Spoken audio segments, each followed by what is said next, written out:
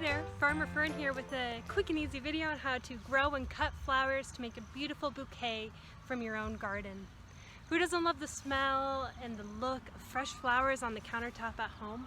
Well, today I'm going to teach you how to harvest so that your plants stay happy throughout the season and so that you can maximize the vase life of your bouquet.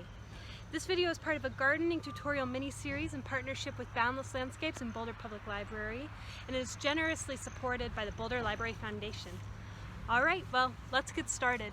The first step in harvesting a bouquet from your garden is obviously growing the flowers. You know, different flowers grow well in different places, and on top of that, different flowers like to be harvested in their own specific ways. For a beginner cut flower garden in Boulder, try a fun mixture of annuals and perennials. You know, perennials like lavender add great height and a great scent to your bouquet, while certain perennials like black-eyed Susans or rudbeckia and echinacea are just classic flowers that have a great stem length for bouquets. Now for annuals, some of my favorites to grow would be, let's see what we have here. You know, calendula is just a classic to grow in the garden, plus it's super medicinal. I always love zinnias. We grow the Zinnia scabiosa variety and the California Giants, I believe, and oh, there's one I'm blinking on. Oh, cactus chrysanthemum variety of zinnias, and they are a wonderful cut and come again flower that's very easy to grow. I just want to let you know that most flowers that you're going to be growing are going to need full sun and need to be transplanted rather than directly seeded. So keep that in mind to see if your garden is a good fit for growing cut flowers. This is salvia. It's also a native perennial that's wonderful to grow. Here we have marigolds, which are also a wonderful edible variety. And of course, I love sunflowers. I wish you could see the microfarm I'm in. Maybe I'll flip you around and show you. But we grow tons of heirloom varieties of sunflowers because they just do wonderful. And then a really fun variety to throw in there would be amaranth.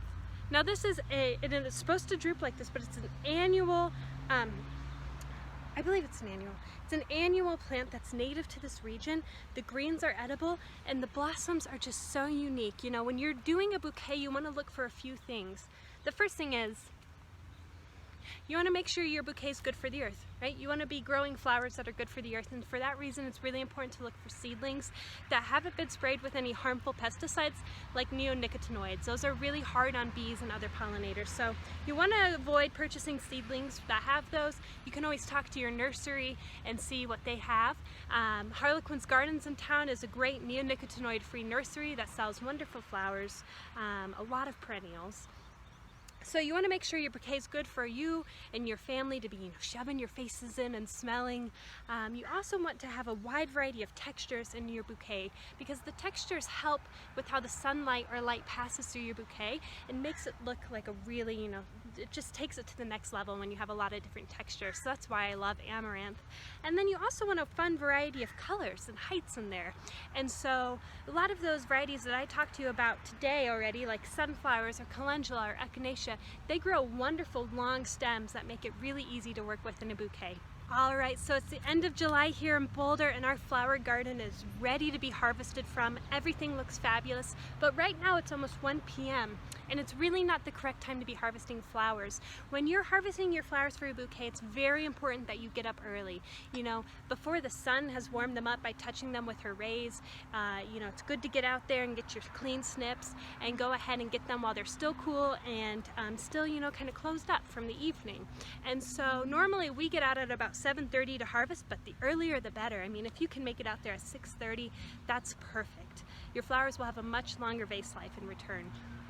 So what you need to have a really good bouquet is kind of minimal. You know, you need your flowers, you need a good clean pair of sharp snips. I have some Fiskars here today, and one thing that I always tell people, you know, is sanitize your snips before you cut anything. Go ahead and dip those snips into some isopropyl alcohol to make sure that any diseases from any plants you were just working with aren't making their way over to your cut flower garden. And then of course what you'll need is a jar or vase of clean water. I have a little vase here that my friends gave to me a few years ago for my birthday, and then what I have in the bottom, if you can see it, is this little thing called a frog, and it's used in ikebana for floral arrangements. And basically it's a heavy metal plate that has spikes sticking out of it so that I can spike my flowers onto them so they stay in place. I stole this frog actually from my sweetheart. Don't tell him, but you can get them online or in you know, any floral stores. Alright, so let's go ahead and pick a flower and cut it. What you're looking for when you have flowers is kind of different based on the variety. So if you're working with something like delphinium or larkspur, these great early summer blooms, you really want to harvest those flowers when only 2 to 3 of the blossoms are open. Now if you're working with something like calendula or gomphrena, those flowers will not open up anymore in your vase. And so you actually have to harvest them when they're full, all the way fully open.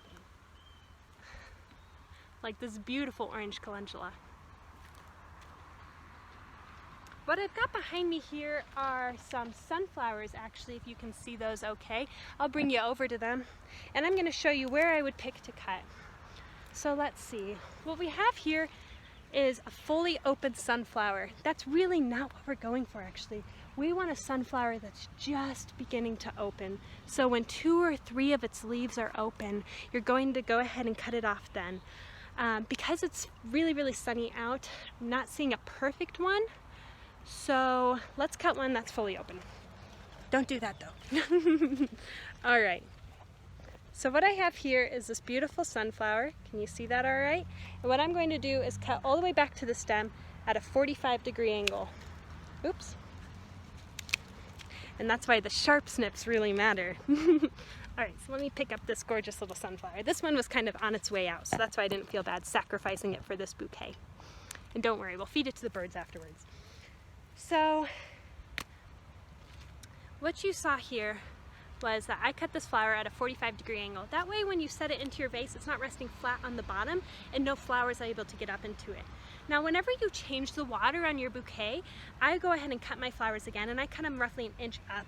And when I'm arranging a bouquet, I actually like to cut the flowers underwater. So that way no air is getting up in there, but instead it's just instantly filling up with water for the flowers. That will help them perk up instantly.